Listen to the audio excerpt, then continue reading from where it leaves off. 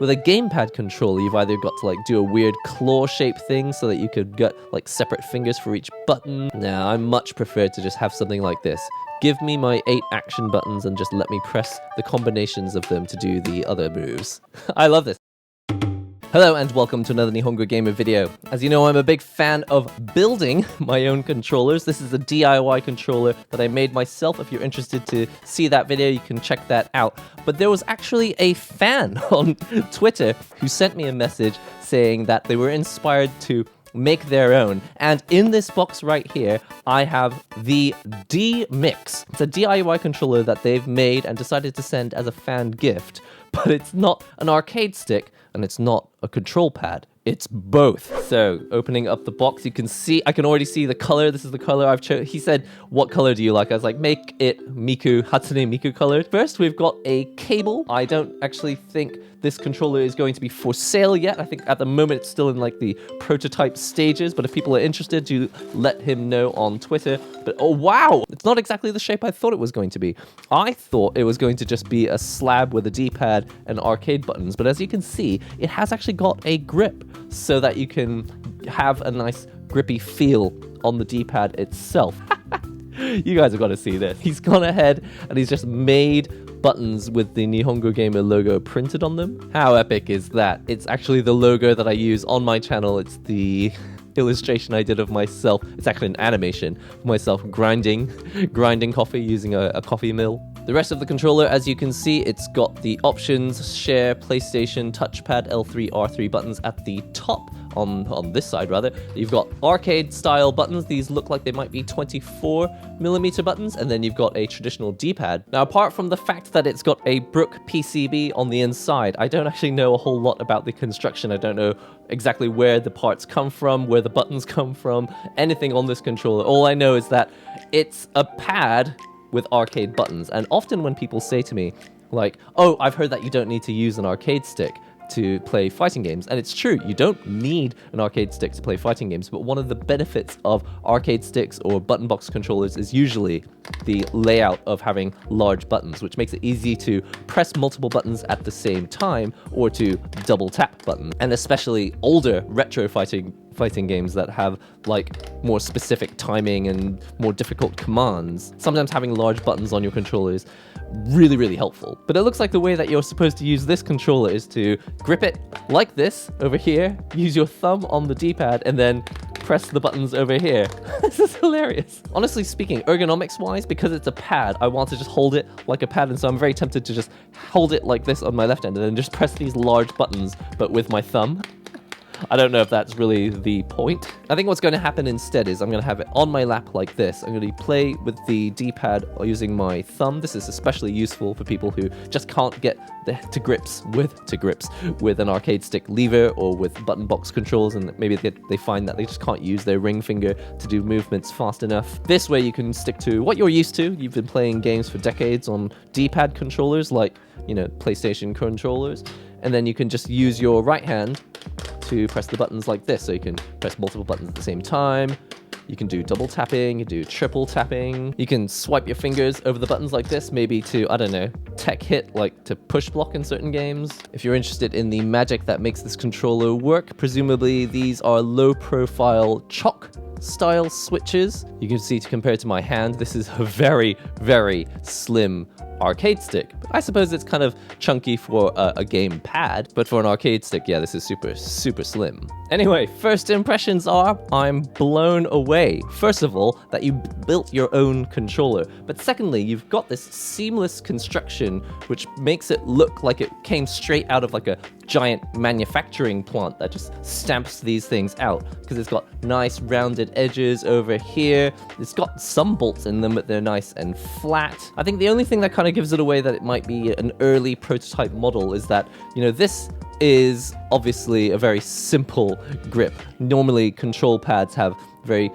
angular shaped grips that are really molded to the form of your hand when you grip around the handle, but I haven't actually used it yet, so I don't even know if that's really necessary. Maybe this is all you need, just a very simple wedge shape so that you can be free with whatever grip that you want to use with it. Because it has got this grip, it does feel like you can hover it in the air, so you're holding it like a normal pad and you can tap the buttons over like this, but you definitely feel the tension in these fingers at the back. I think you will need to have it resting on your lap or on your knee or something. Damn, my first personalized controller with NihongoGamer buttons. This is the first time I've ever seen NihongoGamer buttons. Maybe we should do a collab with a company that makes buttons and actually make real NihongoGamer buttons so that you can all buy them and put them on arcade sticks in your DIY projects. Oh, this is a shocker. It's a proper clicky D-pad. I'm astounded. It is very difficult to find any controller maker that makes a clicky D-pad, and it does seem to have a pivot in the middle. I think I may be underestimating this controller. Is this going to be a disaster, or is this maybe actually secretly the controller that I'll be using in the future? I think it's time to put it to the test. All right, I'm in Street Fighter V here, and I'm getting more and more excited the longer I hold this controller, because I have got a control pad in my hand which was made by a fan, but surprisingly, it has a clicky D-pad, which is something that is actually really nice to have because you feel very definitely that you have pressed the right inputs because you get that physical haptic feedback from the actual controller. So you know exactly what you've pressed, whether you've like tapped it twice or anything. It doesn't feel like gummy like most other D-pads. Now, the first thing to say is that yes, it does feel really nice to have a clicky D-pad, but what's really strange about this D-pad is that, as you can see, it's got like a bumpy texture on the top of it, so you feel it raised up a little bit like you might feel on a PlayStation D-pad, because on a PlayStation D-pad, it's flat in the middle, but then they're kind of raised up for the extremes of the actual D-pad parts. So this looks like a more traditional style D-pad, but it's emulating that feel of a PlayStation D-pad by having some bumps at the tops and the sides. I don't really feel it's necessary, but in a way, it is nice and soft, so it doesn't hurt your fingers as much as maybe a normal plus-shaped D-pad would. Let's do a fireball here. Alright, so I've got left hand control pad style, right hand arcade stick style. Let's do a dragon punch. Yes! And as expected, it is easy to do things like pressing multiple buttons for EX moves. And as you know, in Street Fighter V and many other games, if you press an EX with these two buttons, it's a different EX move to these two buttons or these two buttons. And the other thing is that presumably it's going to be easier to double tap. I'm not sure if I just did it there. There are sometimes moves that I'm just too lazy to time properly, and so I'll just double tap the button, because at least that way it's likely to happen no matter what. So I'm playing on a pad controller, but I'm able to double tap these almost full-size 24mm buttons. Now, as you can see, it would be really easy to make a controller just like this with 30mm buttons as well, but that would just make the whole thing unnecessarily larger, and I'm used to playing on a button box controller anyway, which has 24mm action buttons. To be honest, I'm quite happy with the feel of these these DIY buttons, and they're like jelly tops, which make them convex in shape. They feel nice. They're quite grippy, actually. So I don't know if maybe over time, maybe the abrasion of having a texture on the button might kind of bother me, as long as the texture doesn't slowly rub off the button over time. But again, this is not a product that is actually for sale. This is kind of a prototype fan gift. And as far as I'm aware, after feedback comes in, maybe they're considering making them like to order. But surprisingly, it's very usable. Let's do some combos.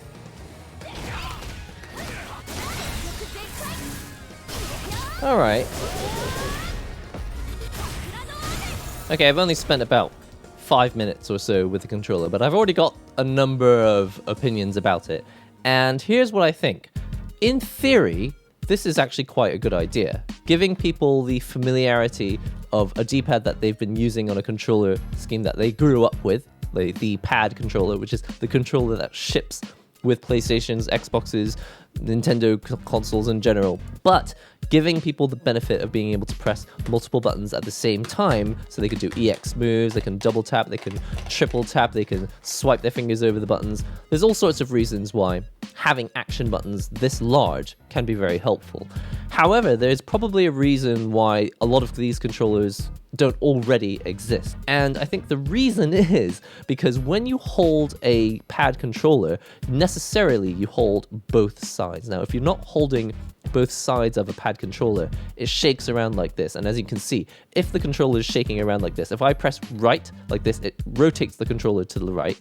And then if I press left, it rotates the controller to the left. And then if I press up, obviously I'm rotating this way down. So no matter what I'm doing, whatever I'm doing with the controller, every time I press a direction, I'm rotating it in various directions. And the only way to make it not do that is to have it stay here, locked on my lap, which now makes it like an arcade stick. So ideal for my right hand because all these buttons aren't moving around and I know exactly where they're going to be, but now my hand is locked. And that's kind of the opposite of the freedom that you get when you hold a gamepad. When you hold a gamepad, you can shift your whole hand around like this, and it's okay because it's not moving away relatively from your thumb. If I do this, then it's like the button I like actually have to press a button that is moving away from my thumb. But because your right hand is locked onto it and holding it in place, the D-pad actually functions the way it's supposed to. And so a design aspect of a controller like this that needs to be considered very, very carefully is how do you solve the issue of keeping the D-pad rotation from moving, but not locking yourself in place, because once it's locked in place, I feel very little of the freedom that I usually have when I'm using a D-pad. I like to be able to use a D-pad and move my hand around like this in my hands, or just have it rested like this. Probably people have thought of this before. Why don't we have why can't we have both? Which is like the common phrase on this channel whenever we come to DIY controllers or brand new controllers that are coming out. But this is the reason, and this is why it needs to be carefully designed so that it actually overcomes this issue. And if you can overcome this design issue, then you've got a really great idea on your hands. When you first get the controller out the box, you're definitely like, yeah, this is the future of controllers, because people love to use the D-pad because they're used to it. But everyone wants the flexibility of this. And while this controller is really nicely put together, it's in the color that I like. It's even got buttons with my own face on it. And honestly, the clicky D-pad is lovely. It does feel a little bit hard and rough because it is that traditional plus sign shape, which kind of grates on your fingers over time, which is why personally, I mean, I'm sure that not everyone likes this, but I'm actually more of a fan of the split D-pad form that you get on the DualShock with the DualSense controller. But having a clicky D-pad is super nice. And it doesn't appear to have the issue where all the buttons are actuated at the same time. If I roll my thumb from left to right, you can see I'm constantly getting new inputs. So I'm not stuck in a situation where I have to lift my thumb off the D-pad and then press again to get new inputs in. I think as a novelty, I'll definitely like bring this to events just to confuse people. And they'll be like, what is that? And I'm like, it's the best of both worlds, my friend. The future of controllers. It feels really nice being able to double tap buttons. Totally not necessary at the level I'm playing here, but if you're just really lazy with your execution, it feels really nice. And interestingly enough, this has reminded me that I don't actually dislike the D-pad. I actually don't really mind D-pads and doing the motions here. What I don't like is having to use my thumb to press 4 different buttons over here, when normally on a controller like this I can have a separate appendage for each of these punch buttons, and then I just shift them down. I've got 3 separate appendages for all these buttons, and I can press 2 buttons at the same time with 2 fingers, or I can make a bar with my finger and do stuff, or I can roll my fingers over the buttons like this. With a gamepad controller, you've either got to like do a weird claw shape thing so that you could get like separate fingers for each button, or you can just use your thumb and press multiple buttons at the same time, or you make macros and then you just end up with like 11, 12, 15 buttons. You just have to remember what all the shortcuts were. Now, I much prefer to just have something like this. Give me my 8 action buttons and just let me press the combinations of them to do the other moves. Being able to double tap on a D-pad controller, this is just the best. I love this. Listen up, this is not a review, this is just me receiving a fan gift from someone who made a DIY controller, definitely in the prototype stages, and I love it, actually. It's the sort of thing that I definitely want to bring to an event in Tokyo at some point, just to show people, because usually when I bring mix boxes or button boxes to events in Tokyo, people look at the controllers, or like the Victrix before it even came out in Japan, people are like, what is that? How have you got that? And this is definitely going to be one of those controllers. And although it is very basic, you can see that the design here is very simple. It does work to an extent, but it doesn't get over the main challenge of a controller like this, which is how do you get the best of both worlds without just sticking the two things together and hoping that it works. That being said, a number of things were done well on this controller. First of all, the clicky D-pad. I love having a clicky D-pad. I'm not a big fan of the plus shape sign because I feel like it digs into my thumb a bit and is kind of painful. Having these buttons be double tappable, oh man, having a gamepad controller style thing where you can hold it like this but still be able to double tap the buttons, that feels so good. I absolutely love it. This is pretty standard, having these kind of painful clicky switches here. You get this on the Snackbox Micro as well. It kind of hurts your fingers to press them. I hope that in a future version of the controller they're a little bit bigger. It being a prototype controller, these buttons over here, as you can see, they're not even uniform. They're like kind of round on the tops of the buttons, but they're not actually uniform in shape. So every single button seems to be like a slightly different shape, but that doesn't actually affect the way that it feels to play. If anything, it's just kind of a nice art project. I can actually tell you which button I'm pressing just by rubbing my fingers over them. Obviously, I adore the fact that it's got my logo on these buttons, and if you're a button manufacturer and you want to do a collaboration, please send me an email. I would love to make some NihongoGamer buttons that people can actually just buy and install on their own arcade sticks. I think that would be great. It being a prototype stick, as you can see, these actually come off really, really easily. So I have a feeling if I were playing really vigorously, I think these buttons may actually come off, but I think, again, in a future version of the controller, I'm sure that they would be installed so that they don't actually fly off the controller. Size-wise, it's lovely that it's nice and compact. Really, I could go on for days talking about how I would change the design on a controller like this, but honestly, I think if you guys want me to design a controller like this, you guys should start paying me for my design ideas. So, maybe if you want to hire me, definitely send me an email and send me some money and I'll design a controller for you. But from what I've seen so far on this Ikzilion controller, I'm over the moon. I think it's brilliant and definitely going to be bringing it to events just for the sheer fun factor of bringing something unusual, which is like also kind of prototype and unfinished. So thank you very much, Ikzilion, for sending over this fan gift to me. Really appreciate it. But on the topic of sending controllers to the channel, if you are interested in sending something to me that you would like me to test, something that you think needs a little bit more attention, or you would like my feedback on something, definitely send your controllers to me. You can contact me by using the email address. It's on the About page on the YouTube channel. Listen, Ikzilion, I'm super happy to receive a gift. That's really nice of you, but not only a gift, something that's unique and kind of out there design-wise and really trying new things. Listen, that's all for now. If you like watching these videos where I test out controllers, be sure to subscribe to the channel. I also do some DIY projects where I build things from scratch as well. Be sure to check out the Discord if you want to talk about gear with other people who are fans of the channel. You can also watch me live stream. Sometimes I receive these controllers and actually use them straight away on live streams afterwards on the Twitch channel. And last but not least, you can check me out on Twitter as well. That's all for now. I'll see you all in the next NihongoGamer video and/or stream.